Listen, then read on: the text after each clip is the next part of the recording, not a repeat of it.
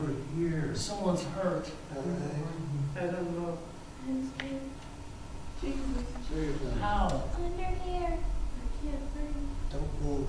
Get me out. Where are you? Itsy bitsy spider went up the water spout.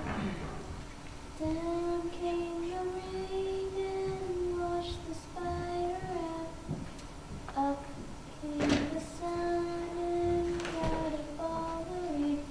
Then the itsy bitsy spider went up the spout again.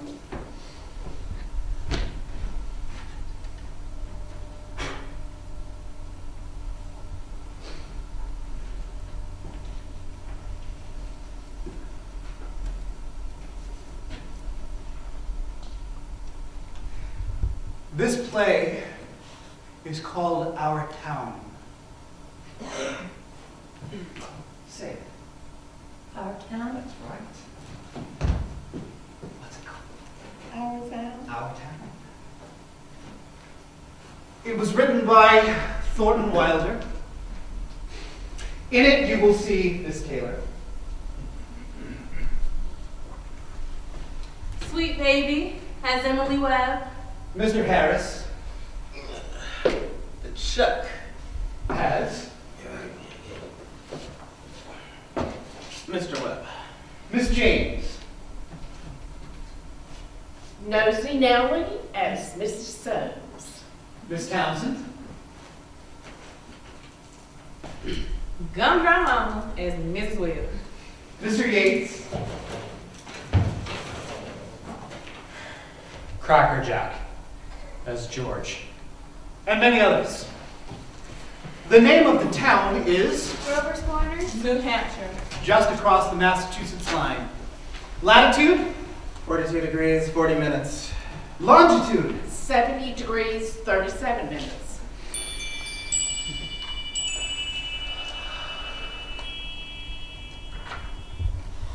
The first act shows a day in our town. That day is May 7th, 2013? 1901. The time is just before dawn. The sun has just begun to show some streaks of light in the east there, behind our mountain.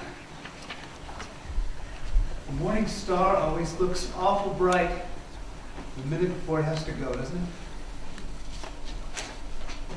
Well, I'd better show you how our town lies. Let's see. Up here is Main Street. Main Street, 1901, please. Much better, thank you. Way back there is the railway station. The tracks run this way. Polish Town is across the tracks, and some Canuck families. Okay, Congregational Church is over there. Presbyterian is across the street. You a religious person, sir? Where do you go to church? You're a Methodist? Methodist is right over there. Unitarian is across the street. Baptists here? Baptist is down in the hollow, by the way. Catholic is across the tracks. Let's see, what else? Oh, here is the post office and the town hall combined. Jail is in the basement. William Jennings Bryan once made a speech from these very steps. Along here is a row of stores, hitching posts and the horse blocks. First automobile is going to come by in about 5 years. Belonged to Banker Cartwright, our town's richest citizen. Lives in that big white house up there on the hill. Let's see here. Right here's a grocery store, and this is Mr. Morgan's drugstore. Most folks in the town manage to look into these two shops about once a day. Public school is over yonder. High school is still farther over. 8:45 mornings, noontime, and 3 o'clock afternoons. The whole town can hear the yelling and screaming from those schoolyards. Here is our doctor's house, Doc Gibbs. This is his back porch. There's some scenery for those who think they have to have scenery. This is Mrs. Gibbs' garden. Corn, peas, beans, hollyhock, heliotrope, a whole lot of burdock. Come on. In those days, our newspaper came twice a week, the Grover's Corners Sentinel.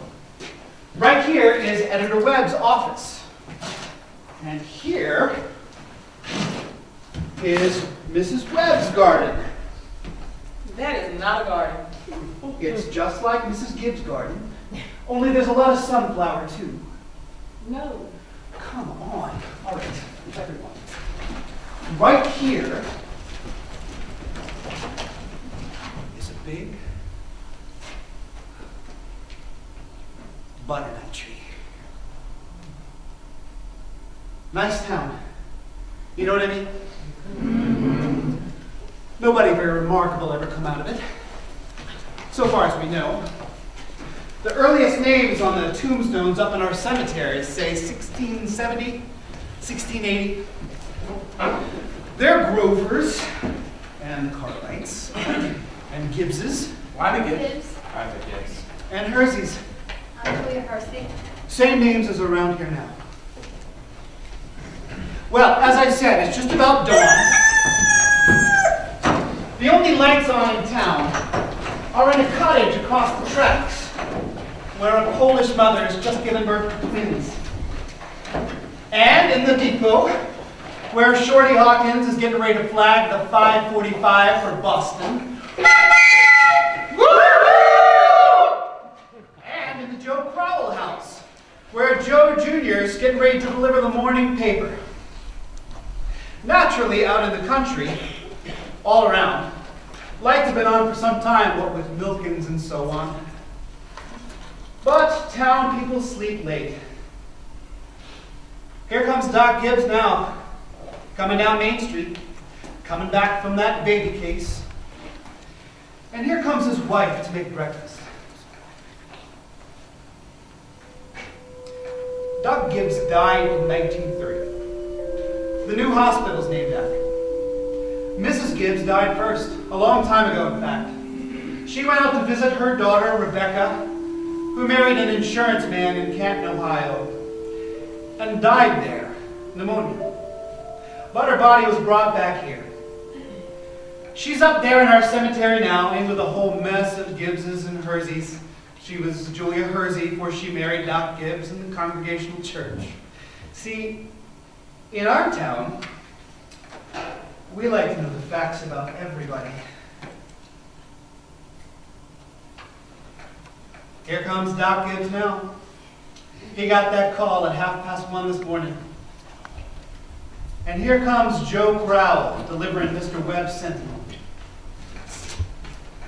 Hey, morning, Doc Gibbs. Hey, morning, Joe. Somebody been sick, Doc? Nah, just some twins born over in Polish town. Oh, you want your paper now? Oh, yes, I'll take it. Anything serious going on in the world since Wednesday? Well, my teacher, Miss Foster, she's getting married to a fellow over in Concord. I declare. How do you boys feel about that? Well, it's none of my business, but I think once you start out a school teacher, she ought to stay one. How's your knee, Joe? Oh, it's fine, Doc. It's just like you said. It always tells me when it's going to rain. What's it telling you today? It's going to rain? No, sir. Sure. Yes, sir. Did he ever make a mistake? No, sir. I want to tell you something about that boy Joe Crowell there. Joe was awful bright. Graduated from high school here, head of his class. Got a scholarship to Massachusetts Tech. Graduated head of his class there too. It was all wrote up in the Boston paper at the time. Gonna be a great engineer, Joe was. But then the war broke out and he died in France. All that education for nothing. Here comes delivering the milk. Get out, Bessie.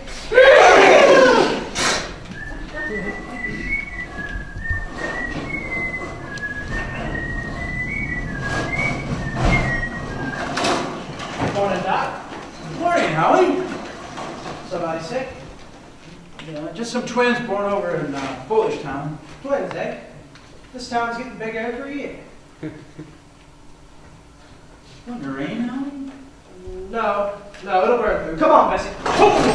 I see. How old is she, Howie? Going on 17. Bessie's been all mixed up about the route since Lockhart stopped taking their quart of milk. She wants to leave him a quart just the same. Keep scolding me the whole trip.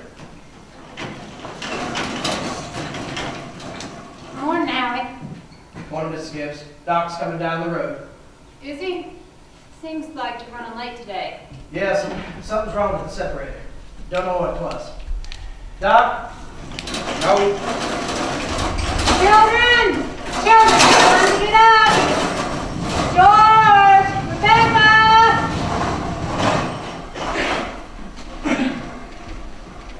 Everything all right, Frank? Yes. I declare easy as kittens. They're going to be ready in a minute. Sit down and drink some coffee. You can catch a couple hours sleep this morning, can't you?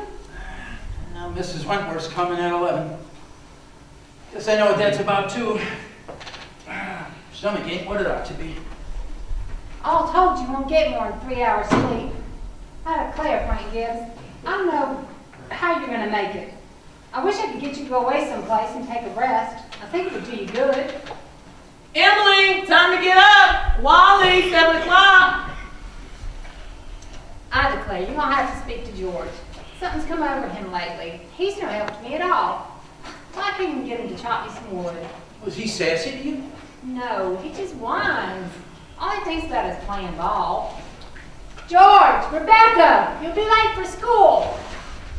George? George, look sharp.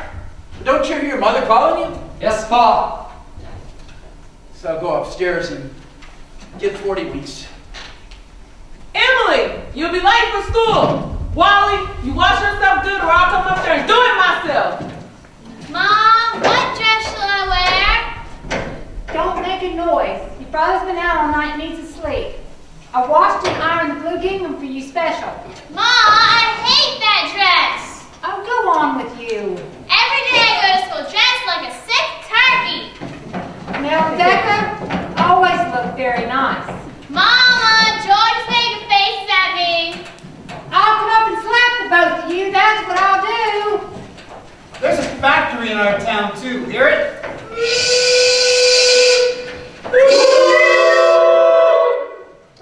It makes blankets. Cartwrights on it, run them a fortune.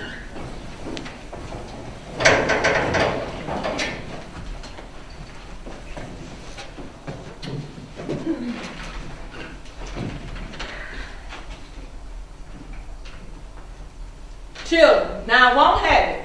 Breakfast is just as good as any other meal, and I won't have you gobbling like wolves. It'll stunt your growth. That's a fact. Put away your book, Wally. Oh, Ma, by 10 o'clock I know all about them. You know it as well as I do. No books at the table. As for me, I like my children healthy and bright. I'm both, Mama. You know I am.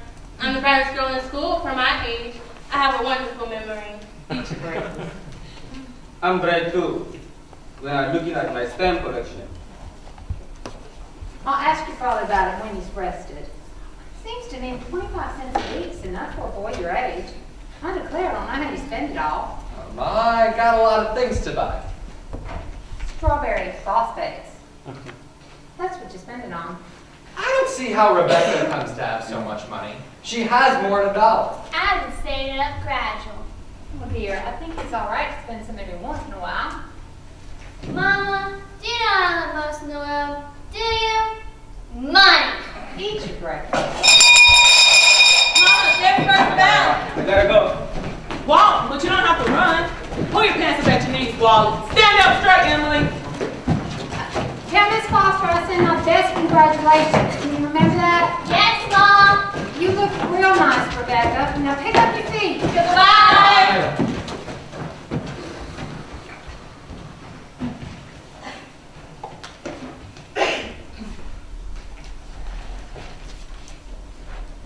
Here, chick, chick, chick, chick, chick. Go away, you. Here, chick, chick, chick, chick. What's the matter with you? Fight, fight, fight. That's all you do. You don't belong to me. Where did you come from? Don't be so scared. Nobody's gonna hurt you. Good morning, Myrtle. Take you cold. Well, I still get that tickling feeling in my throat. I told Charles I didn't know as I go to choir practice. Wouldn't be any use. Have you tried singing over your voice? Wade in the water, wade in the water, children, wade in the water. God's gonna trouble the water. While I'm resting myself, I thought I'd string some of these beans. Let me help. Bean's been good this year. I've decided to put a 40 course into kills. The children say they hate them, but I've noticed they'd be able to keep them down all winter. Now, Myrtle, I've got to tell you something, because I don't tell somebody I'll bust. Why, Julie Gibbs? Myrtle, did one of those, here's one of those things, did one of those secondhand furniture men from Boston come to see you on Friday? No. Well, he called on me. First, I thought it was a patient to see Dr. Gibbs, and he wormed his way into my parlor. And Myrtle Webb, he offered me $350 for Grandmother Wentworth's highboy as I'm sitting here. Why, Julia Gibbs? He did, that old thing. It was so big, I didn't know where to put it. I almost gave it to Cousin Hester Wilcox. Well, you are going to take it, aren't you? I don't know. You don't know? $350? What's come over you? Well, if I could get the doctor to take the money and go away someplace on a real trip, I would sell it like that. You know, Myrtle, it's been the dream of my life to see Paris, France. Oh, I know. It sounds crazy, I suppose, but for years I've been telling myself that if we ever had the chance. Well, what did the doctor say about it? I beat around the bush a little, and I said, if I ever got a legacy, that's how I put it, I'd make him take me away someplace. What did he say? Well, you know how he is. I haven't heard a serious word out of him since I met him. No, he says it might make me discontented with Grover's Corners to go traipsing about Europe. Better leave well enough alone. Every 2 years, he makes a trip to the battlefields of the Civil War, and that's enough treat for anybody, he says. Well, Mr. Webb just admires the way Dr. Gibbs knows everything about the Civil War. He's the right mind to give up Napoleon and move on over to the Civil War. Dr. Gibbs has been one of the experts, no, one of the greatest experts in the country. Just makes him despair. It's a fact. Dr. Gibbs is never so happy as when he's at Antietam or Gettysburg.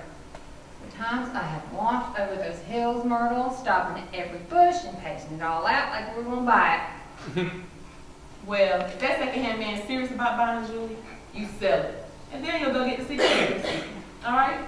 Just drop hints from time to time. That's how I got to the Atlantic Ocean, you know. Well, I'm sorry I mentioned it, but it just seems to me that once in your life before you die, you ought to see a country where you don't talk in English, don't even want to. Thank you, ladies. Thank you very much. Thank you. Thank you, ladies. Thank you very much. Thank you. Now, we need to stop here for a second because we want to find out a little bit more about the town, kind of a scientific account. So I have asked Professor Willard of the State University to come in and sketch in a few brief details about our past history here. Is Professor Willard here?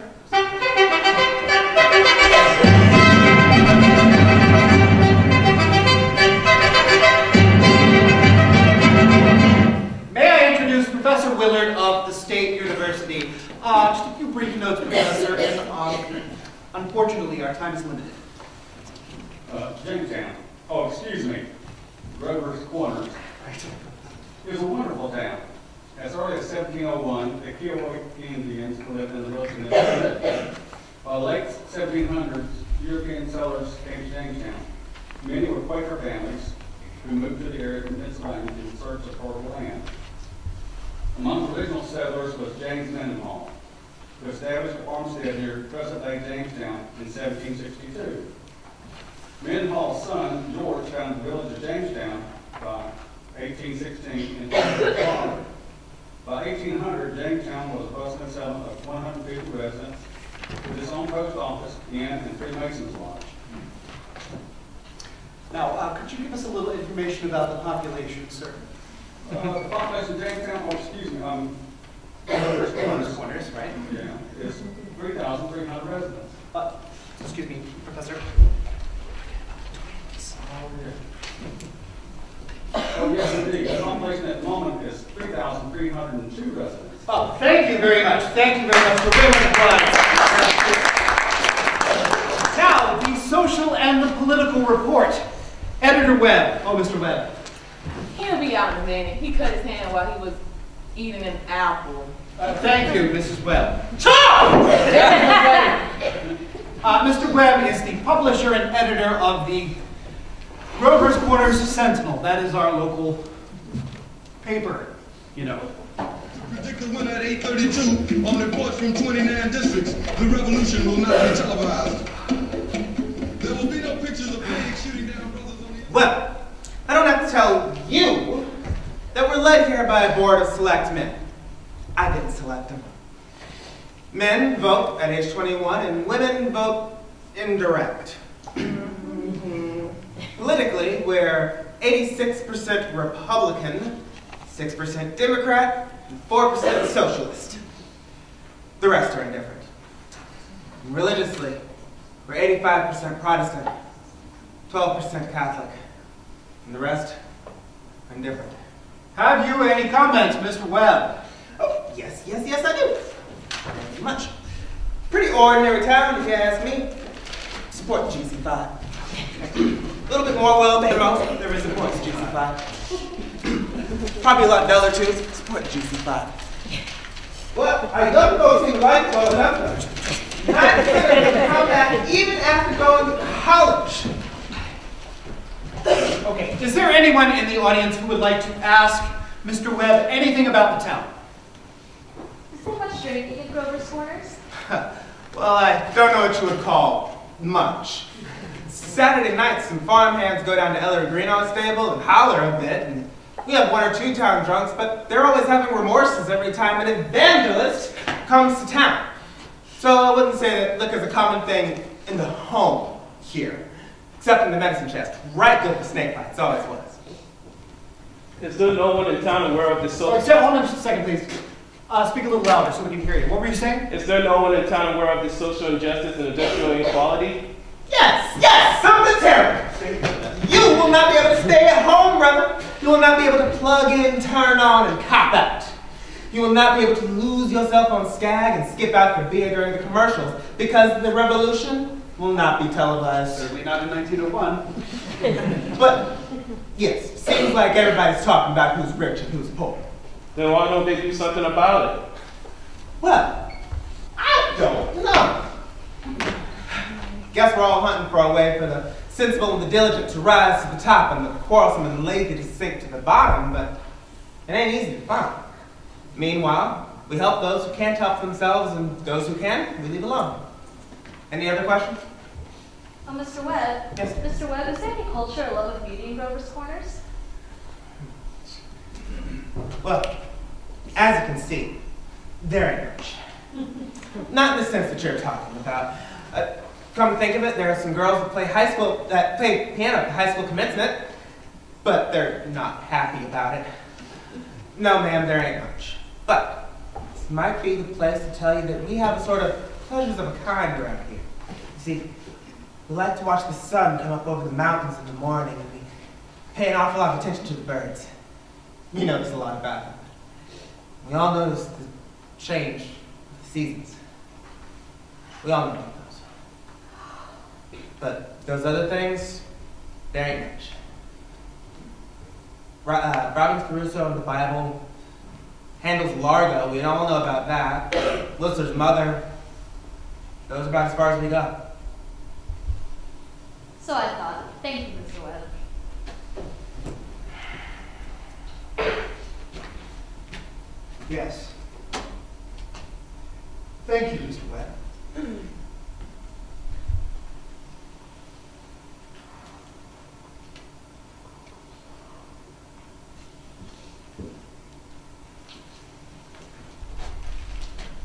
Now, back to the town. All 2,642 have had their midday meal. All the dishes have been washed.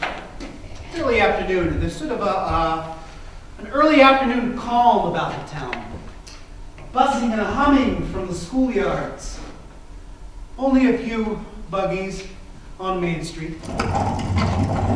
Horses dozing in kitchen books. You remember what that's like, right? Doc Gibbs is in his office, tapping people and making them say, ah. Ah! And Mr. Webb is getting ready to cut his grass. 1 in 10 men still thinks it's a privilege to push his own lawnmower. No, sir. It is later than I thought. Here come the children from the schoolyards. Later! See ya. I can't, Lois. I gotta go home and tell my mother. I promised. Emily, walk simply. Who do you think you are? Papa, you're terrible. 1 minute you tell me to stand up straight, and the next minute you call me names. I just don't listen to you. Yo! Never had a kiss from such a great lady before.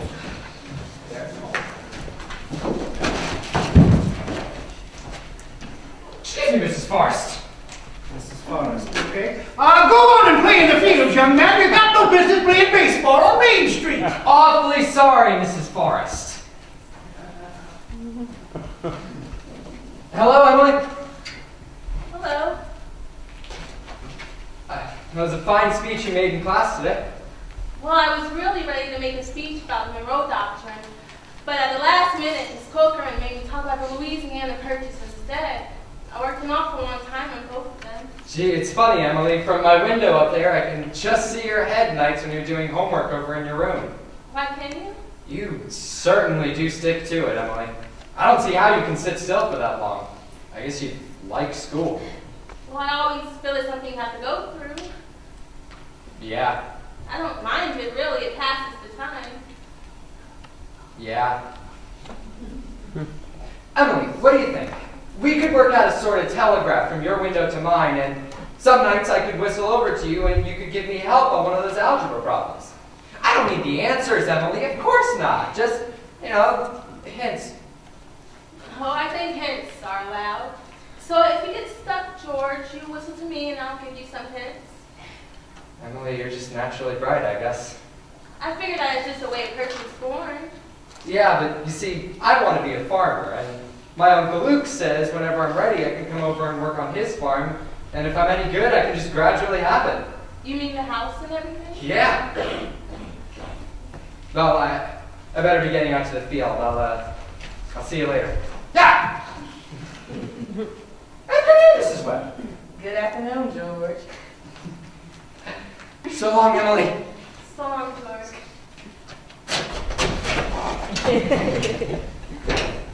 Ellen, can you come help me roll some yarn? That George Gibbs had himself a real good conversation game. He's grown up. How old George been? I don't know. Let's see. Almost 17? Mama, I made a speech in class today and I was very good. You must recite it to your father at supper. What's it about? The Louisiana Purchase. It was like silk off of spool. I'm going to make speeches all my life. Mom, do you have enough? Let's try and make him a little bit bigger. Mama, will you answer me a question? Serious? Seriously, dear. Not serious. Seriously, will you? Yes, of course I will. Mama, Am I good looking? Of course you are. All my children have good features. I'd be ashamed if they hadn't. Oh, Mama, that's not what I mean. What I mean is, am I pretty? I've already told you, yes. You have a nice, young, pretty face. I never heard of such foolishness. Oh, Mama, you never tell us the truth at all. I am telling you the truth. Mama, were you pretty? Yes, I was. I mean, I was the prettiest girl in town, next to Mammy Cartwright. But Mama, you've got to say something about me. Am I pretty enough to get anybody, to get people interested in me? Emily, you made me tired. Stop it. You're pretty enough for all normal purposes. Come along and bring that ball of yarn with you. Oh, Mama, you're no help at all. Thank you, ladies. Thank you very much. We do have to interrupt again. I'm sorry. Thank you, Mrs. Webb. Thank you, Emily. Now, we want to explore just a little bit more about our town.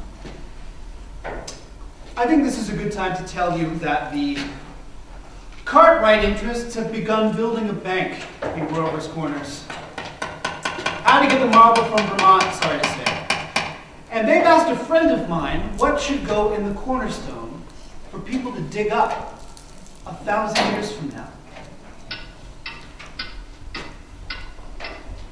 Well, they put in a copy of the New York Times and a copy of Mr. Webb's Sentinel. We're awfully interested in this because some scientific fellas have figured a way of painting all that reading matter with glue, silicate glue, that'll make it keep for 1,000, 2,000 years. Well, we've put in the Bible and the Constitution of the United States.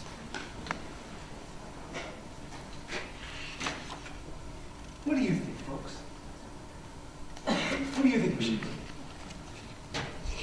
Well, I have some of your suggestions. Let's see here.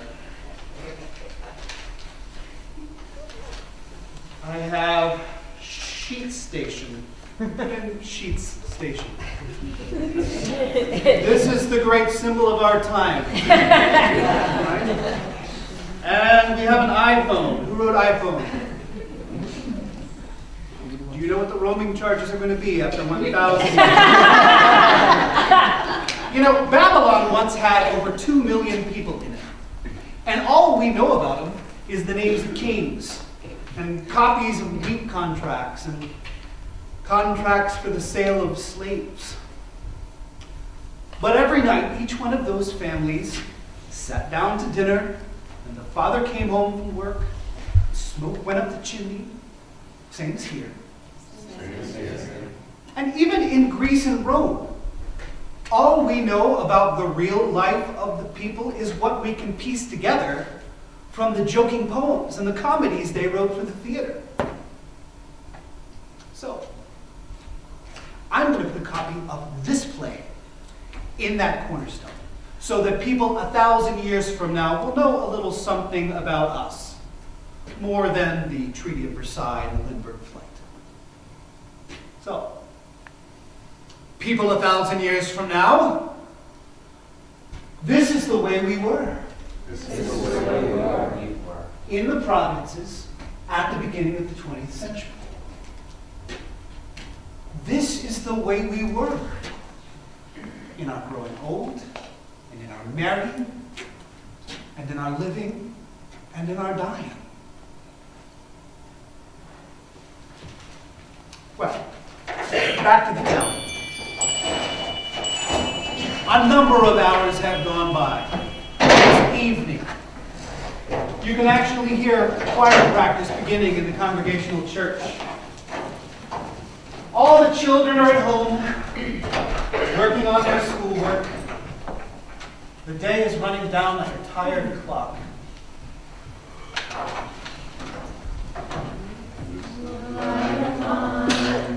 I'm gonna let it shine. This little light of mine, I'm gonna let it shine. Come on, everybody. Music came to this world to give us pleasure. This little light of mine, I'm gonna let it shine. This little light of mine, I'm gonna let it shine. Come on. Get out of your heads that music's only good when it's loud. Leave the loudness to the Methodists. You couldn't be a Methodist if you wanted. All right. Again. Tenors. This light of mine, I'm gonna let it shine. Psst, Emily! Hello. Hello. My, I can't work at all. The moonlight's so terrible. Emily, did you get the third problem? Which? The third. Why, yes, George, that's the easiest of them all. I don't see it. Emily, could you give me a hint? I'll tell you one thing. The answer's in yards. In yards! How do you mean? In square yards. Oh, in square yards. Yes, George, don't you see? Yeah! In square yards of wallpaper. Wallpaper? Oh! Oh, I see. Thanks a lot, Emily. You're welcome. My, isn't the moonlight terrible? And choir practice going on. I think if you hold your breath, you can hear the train all the way to Kentucky. Hear it? What do you know? Well, I guess I better go back and try to work. Good night, Emily. And thanks. Good night, George. This little light of mine, I'm gonna let it shine. This little light of mine, I'm gonna let it shine. This little light of mine, I'm gonna let it shine. Let it shine, let it shine, let it shine.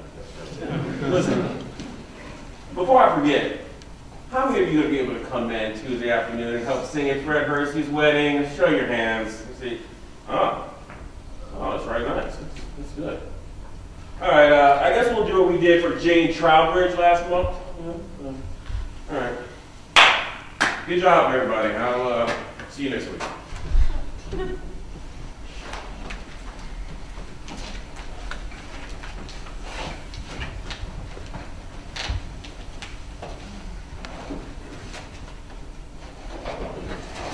Oh, George!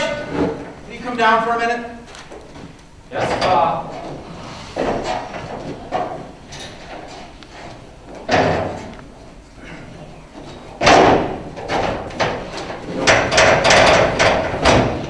Oh, make yourself comfortable, George. I'll only take you a minute. George, how old are you? I'm 16. 17, almost. And what do you want to do when school is over? Why, you know, Pa, I want to be a farmer. On Uncle Luke's farm. So you'll be willing, will you, to get up early and milk and feed the stock, and you'll be able to hoe and hay all day? Sure. What do you mean, Pa? Well, George, when I was in my office today, I heard a funny sound. What do you think that was? It's your mother chopping wood. There. You see your mother getting up early, cooking meals all day long, washing and ironing. But still, she has to go out into the backyard and chop wood. I suppose she just got tired of asking you. She just gave up and decided it was easier to do it herself. You eat her meals and you put on the clothes she keeps nice for you and you run off and play baseball. Like she's some hired girl we keep around the house that we don't like very much.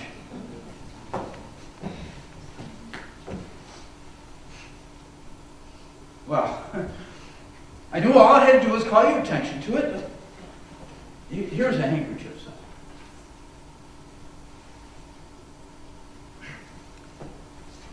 Well, George, I've decided to increase your spending money, 25 cents a week.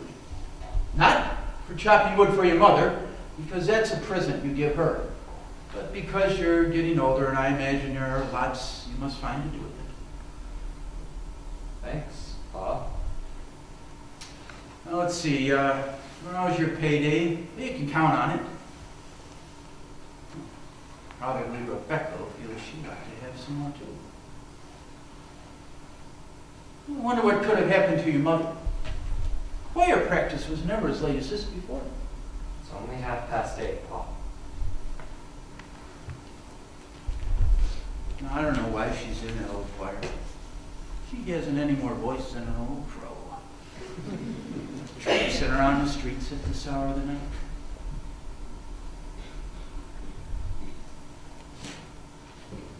About time you retire, don't you think? Yes, Paul. Good night, Martha. Good night, Mr. Foster. I'll tell Mr. Webb. I know he wants to put that in the paper. Honestly. Oh, good night, Irma. Real nice choir practice, wasn't it? Myrtle Webb. Will you look at that moon? Potato weather for sure. Naturally, I didn't want to say a word about it in front of those others, but now we're alone. Really, it's the worst scandal that ever was in this town. What? Simon Stimpson. Now, Luella. But Julia, to have the organist of a church drink and drunk year after year. You know he was drunk tonight. Now, Luella, we all know about Mr. Stimpson. And we all know about the troubles he's been through, and Dr. Ferguson knows too.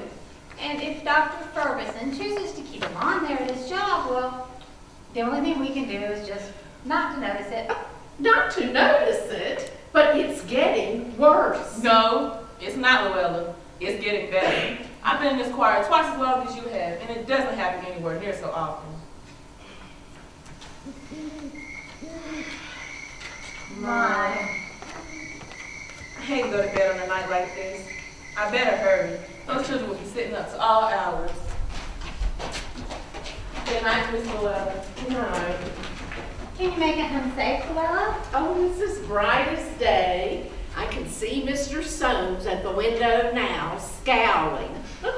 You'd think we'd been to a dance the way the men folk carry on.